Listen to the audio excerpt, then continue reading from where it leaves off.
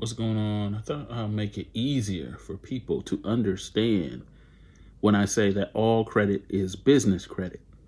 Okay, so if I'm going to read by definition and I'm going to explain the steps that so-called personal credit gets extended and used for credit for business credit. So all credit is business credit, regardless of what it is. Nobody is doing consumer to consumer based credit transactions. Okay, so once the credit, or if you look at the definition in section H here, it says consumer credit means credit extended to a natural person, primarily for personal, family, or household purposes. Okay, when you initially get a credit transaction, it becomes consumer credit. But through conversion of the security interest or the security agreement, it becomes business credit because you end up using it for business credit. Now look at the extension of business credit. Business credit refers to the extensions of credit primarily for business or commercial, including agricultural purposes, but excluding extensions of credit of the types described in section 10023. Okay. Now, when you go to a Best Buy, when you go to a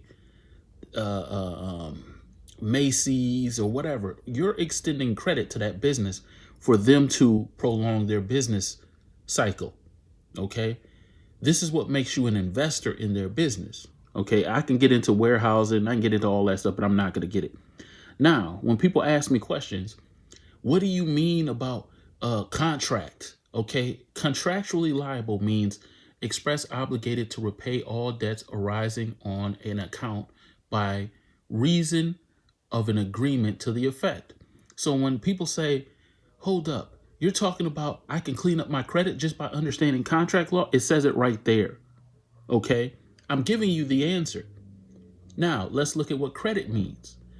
Credit means the rights granted by a creditor or to an applicant to defer payment of a debt, incur debt, and defer its payment, or purchase property or services and to defer the payment thereof.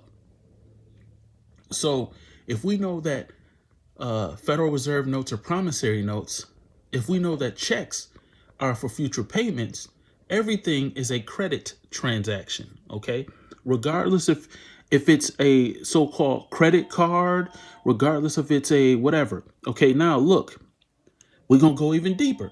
What is a credit card? A credit card means any plate, any card, plate, coupon book, or other single credit device that may be used from time to time to obtain money, property, or services of credit. This is why I told you that your court cases are actually credit cases. They're tax cases. Okay, when you have a account number or a court number, a court case number, that is a credit account. It's a deposit. Yes. So the reason why they hold you liable for child support, so-called criminal stuff, is because you haven't changed the deposit agreement, which is actually the complaint. Now, let's get into what creditor is. So a creditor means a person in the ordinary course of business regularly participates in credit decisions, including setting the terms of credit, meaning you, because you have the right to change your terms of credit.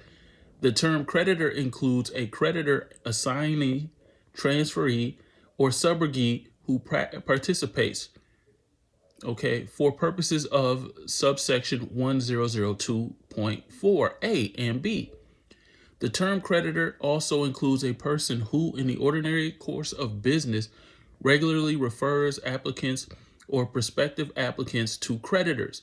So if you get a notice in the mail and somebody is trying to solicit credit to you, they are acting as a creditor. Okay? A police officer is acting as a creditor because he's trying to solicit your credit to the court. Okay?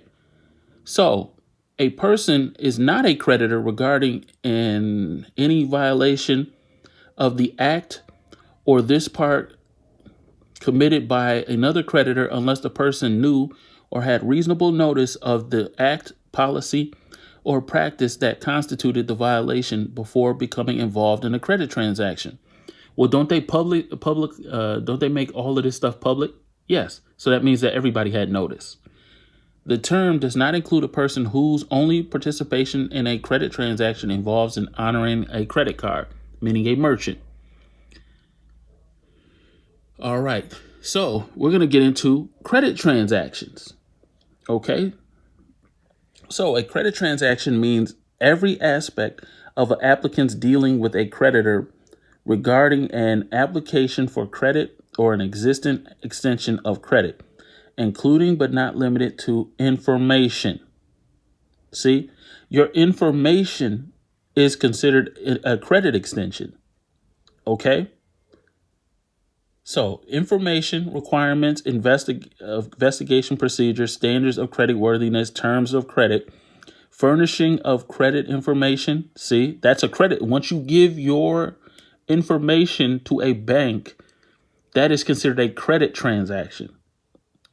Revocation, alteration, or termination of credit, and collection procedures.